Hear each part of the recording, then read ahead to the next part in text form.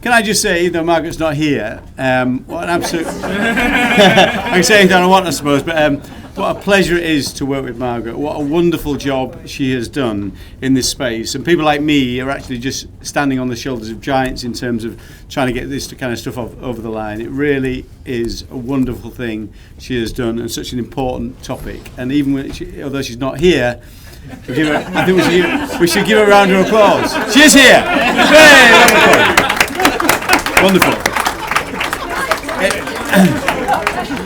It will be a very, very sad day when Margaret decides to retire from this job, but it really will. You've done a wonderful job, Margaret. But I am trying to console myself by putting a bid in for her office, which is one of the best in Parliament. So,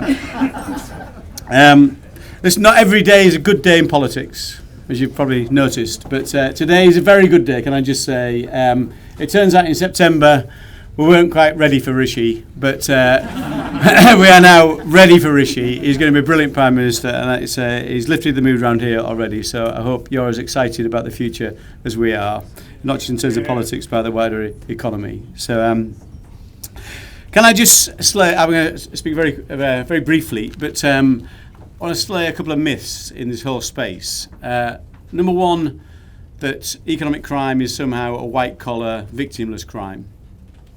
And number two, that tackling economic crime is bad for business.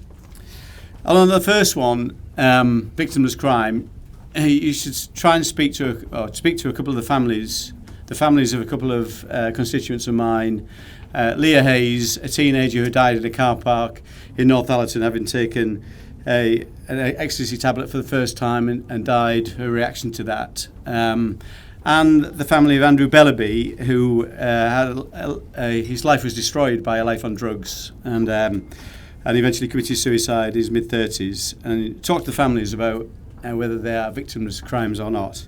Terrible. And we deal with this stuff all the time as parliamentarians, but we tackle the symptoms of this stuff, but we rarely tackle the cause itself. And what's the connection between that, of course, and this issue? Well, HSBC were fine. I'm sorry if there's any from HSBC here.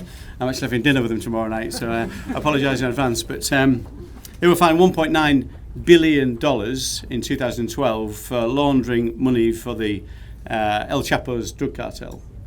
Just absolutely outrageous. And yet it's a fine. That's all it is. Nobody goes to jail.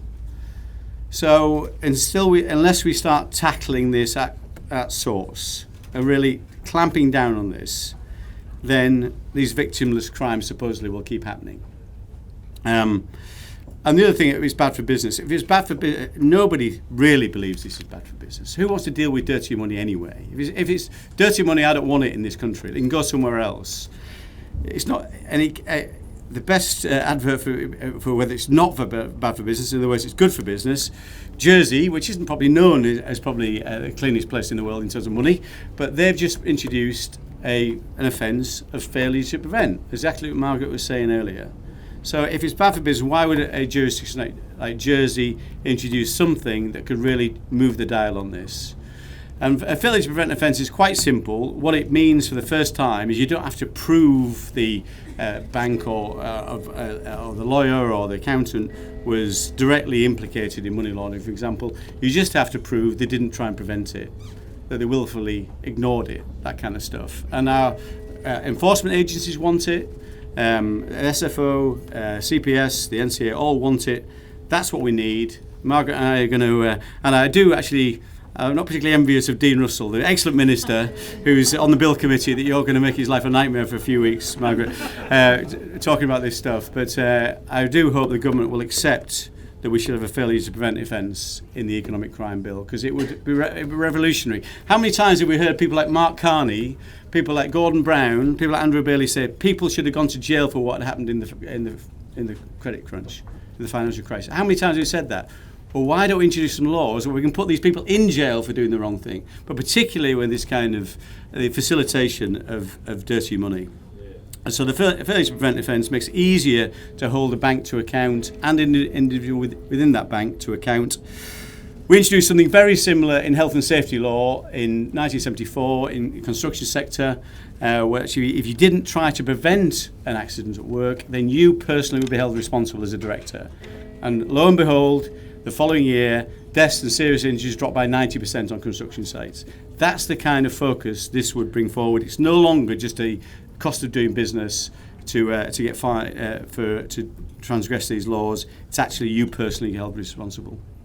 It's absolutely essential. We'll push it as far as we can, both in this house, in our house, and in the other house. And the other thing is whistleblowing. You know, of all the cases we've dealt with in the all-party groups, every single case that's come to light has come to light because of a whistleblower who's brought this information forward. It's very rare the enforcement agencies go in and find this stuff. So, and we've got a whistleblower here tonight. He's my constituent, actually, Ian Foxley. There he is. Put your hand up, Ian. Round of applause. Ian blew the whistle on GPT Special Projects, which was a government-connected organisation, actually, MOD-connected organisation, that were doing bribery. They were involved in bribery in military contracts with the Saudis.